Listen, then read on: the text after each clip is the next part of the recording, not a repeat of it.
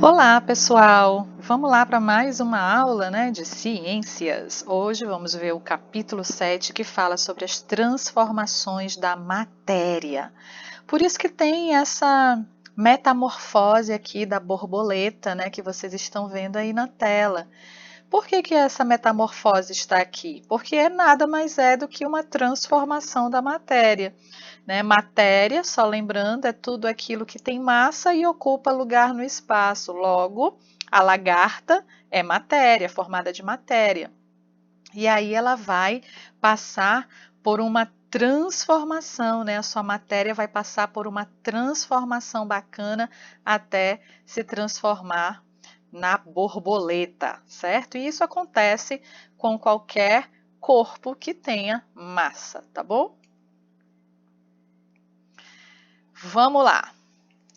As transformações, elas podem ser físicas ou químicas, As transformações físicas vão ocorrer mudanças de estado físico sem alterar a estrutura química, como a água, por exemplo, que passa do estado líquido para o sólido. Ela permanece com a mesma estrutura química, que é H2O, o hidrogênio e o oxigênio.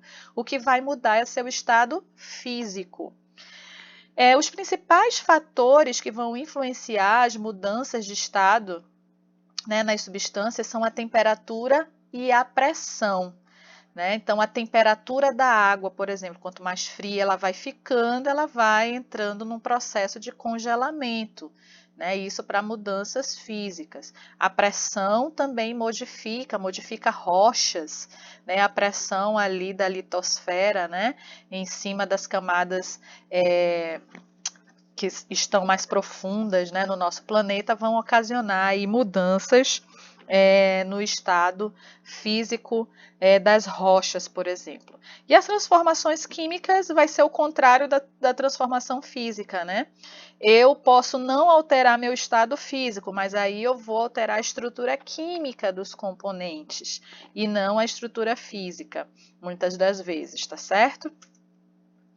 Os estados físicos da matéria, a gente já aprendeu lá no Fundamental 1. Gasoso, líquido e sólido. O sólido, líquido e gasoso para ficar mais musical.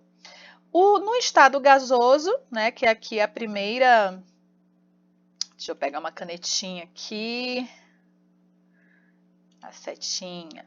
Aqui a primeira, primeiro estado físico que está aparecendo aqui na tela, que é o gasoso. As partículas encontram-se muito afastadas umas das outras, como a gente vê aqui na ilustração.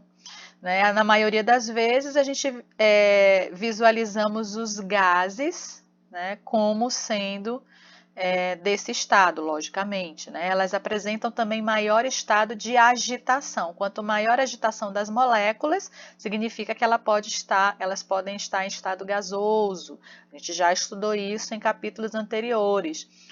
Esse grau de agitação tende a aumentar conforme a temperatura. Quando a temperatura sobe, as moléculas vão ficando mais agitadas, e é por isso que a água evapora. Quando a gente põe uma água para esquentar, no fogão, a gente vê aquela fumacinha saindo. Mas por quê? Porque as moléculas da água em estado líquido começam a se agitar muito rapidamente, elas se dissociam, elas se separam e aí viram gás. A segunda ilustração aqui, nós temos o estado líquido, As partículas encontram-se menos agregadas e mais agitadas, havendo um deslizamento de umas sobre as outras. Os líquidos adquirem a forma do recipiente que os contém, como está mostrando aqui, o recipiente cheio d'água. E aí a gente tem o volume, dessa substância aqui dentro do recipiente. A gente já estudou também o que é volume. Então, no estado líquido, as moléculas elas não estão agregadas, mas também não estão tão separadas como aparece no estado gasoso. No estado sólido, as partículas se encontram muito unidas, muito agregadas, e aí ela vai ter uma forma bem definida, né? E ela também vai ter a forma do recipiente que a gente colocá-la, né? Se a gente colocar a água na forminha de gelo, eu vou ter o gelinho quadradinho. Se fosse redondo, ia ser redondo, né? E aí a movimentação dessas partículas ocorre em forma de vibração bem baixa, né? Sem que haja, para não haver a dissociação aqui das moléculas. Então a água, quando ela vai ficando gelada, as moléculas vão ficando mais unidas, né? Como se elas estivessem com frio, né? Então elas se aglomeram aqui e aí essas partículas vibram juntas de uma forma bem leve, bem suave, para manter a associação delas. Aqui nós temos o esquema da transformação dos estados físicos, né, da matéria água. Então, aqui nós temos a água em estado líquido. A água em estado líquido, quando ela passa para o estado sólido, esse é um processo que a gente chama de solidificação. E quando o gelo derrete e se torna líquido novamente, nós chamamos esse processo de fusão, né? A água se solidifica a uma temperatura de 0 grau e vai entrar em fusão também a uma temperatura de 0 grau. Evaporação. A água vai entrar em estado gasoso, né? Pelo aquecimento, ela evapora. Então, o processo chamado de evaporação, em que a água vai mudar do estado líquido para o estado gasoso. O contrário também acontece. A água em estado gasoso pode se transformar em estado líquido, em água líquida novamente. É assim que acontecem as chuvas. A água do rio evapora, vai subir para a atmosfera. Lá na atmosfera ela vai sofrer um resfriamento. Então, o vapor da água, quando ele é resfriado, ele se torna líquido novamente. Aí cai na forma de chuva, que a gente chama de precipitação. Esse processo a gente chama de condensação ou liquefação, que é quando o vapor da água se torna líquido novamente. Aí, as duas outras transformações são a sublimação e a ressublimação. A sublimação é quando a água no estado sólido passa direto para o gasoso, sem derreter, né? O gelo seco é um exemplo de sublimação. E a ressublimação é quando o gás se torna sólido, né, sem passar pelo estado líquido. Isso a gente chama de ressublimação. Então, essas são as modificações, as transformações dos estados físicos da água. Reversibilidade é um processo, né, considerado reversível, que pode voltar atrás. Né? Após realizada uma transformação de um estado físico a outro, é possível voltar a matéria ao seu estado anterior. Né? A água, que a gente viu agora, as transformações físicas da água, é um exemplo de reversibilidade. A água é muito versátil, ela pode ser congelada, voltar para o líquido, ir para o gasoso, né? Voltar para o líquido, ir para o sólido, ir para o gasoso, então ela tem uma alta reversibilidade. Quando não é possível que a matéria volte ao seu estado original, aí a gente diz que a transformação é irreversível, não dá para voltar atrás, beleza?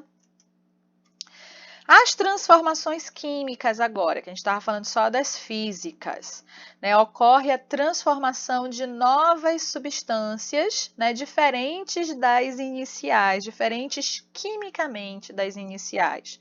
E aí, junto com essas transformações, vêm as reações químicas, né? Para justamente transformar essa substância em outra. Um exemplo aqui de reação química que acontece, a transformação química de um elemento, é a ferrugem.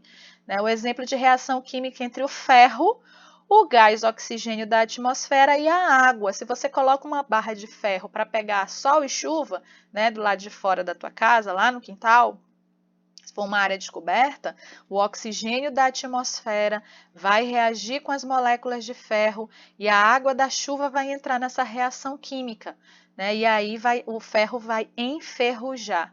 Os reagentes, né, que vão participar dessa reação química são o ferro, o gás oxigênio e a água.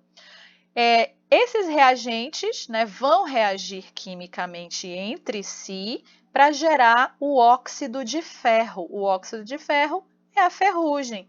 E aí a gente tem uma forma científica, né, de retratar essa reação química através da equação química, em que eu tenho o reagente 1 e o reagente 2 que vão se transformar no produto 1 e no produto 2. Por exemplo, nesse exemplo aí, o gás oxigênio vai reagir com a água e com o ferro. Então, o gás oxigênio é o reagente 1, a água é o reagente 2 e o ferro é o reagente 3.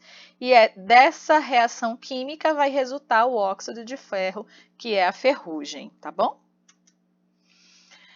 Lei de Lavoisier, né? Lavoisier foi um químico famosíssimo, né? Ele tem uma frase muito conhecida que daqui a pouco a gente vai ver, né? Ele criou a lei da conservação das massas. O que que diz essa lei?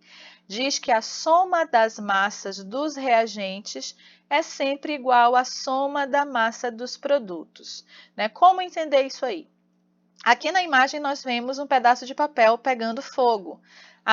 Esse pedaço de papel, inicialmente, ele tem uma massa, né? A massa desse pedacinho de papel. Aí ele começa a pegar fogo, né? Aí ele vai diminuindo, diminuindo, diminuindo, e no final vai sobrar o quê? Vai sobrar fuligem, né? Aquele negocinho preto, aquelas partículas pretinhas que sobram do papel. E aí, a massa diminuiu ou permaneceu a mesma? A massa, gente, permaneceu a mesma, né? Porque aqui eu tenho os reagentes, os reagentes do papel, do oxigênio que vão transformar, né, esse oxigênio na fuligem lá. Eu vou ter os componentes químicos do papel, eu vou ter o oxigênio, porque só taca fogo aqui se tiver oxigênio, né, que o oxigênio é combustível, e eu tenho o próprio fogo aqui. Só que no final eu vou ter a mesma massa, eu vou ter vários produtos formados aqui, eu vou ter gases que vão se desprender daqui, dessa massa, né? E no final eu vou ter a mesma massa, porque a soma dos produtos finais vai ser sempre igual à massa inicial, isso não vai modificar, só que não vai ficar mais tudo junto, né? Porque os gases vão para a atmosfera e vai sobrar só a fuligem aqui, mas se a gente pegar toda essa reação química, né, os produtos finais vão ter a mesma massa dos reagentes iniciais, que é o papel, o oxigênio e o fogo, tá bom? Então, é isso que diz a lei da conservação das massas de Antoine von Lavoisier, ok? E aí a gente termina com a frase famosa dele. Antoine Laurent Lavoisier disse o seguinte: na natureza, nada se cria, nada se perde, tudo se transforma. Lindo, né? Mas é isso mesmo que acontece na natureza. Nada é criado na natureza, tudo já está aqui. Nada se perde na natureza, tudo vai se transformando ao longo do tempo. Certo, minha gente? Um beijo no coração de todo mundo. Até a próxima!